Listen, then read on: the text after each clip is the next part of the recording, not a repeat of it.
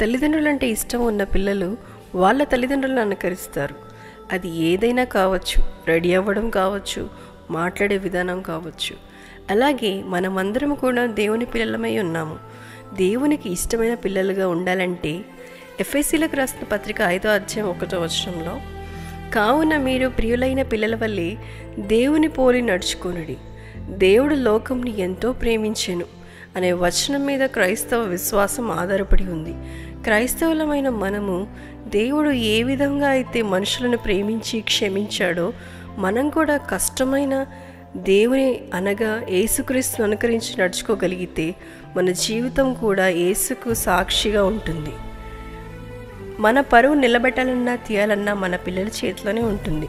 అలాగే దేవుని నామం మహిమపరచబడాలన్నా అవమానపరచబడాలన్నా మన విధానంలో, మన సాక్ష్యంలో ఉంది. క్రైస్తవుడని చెప్పుకోవడంలో ఏది లేదు.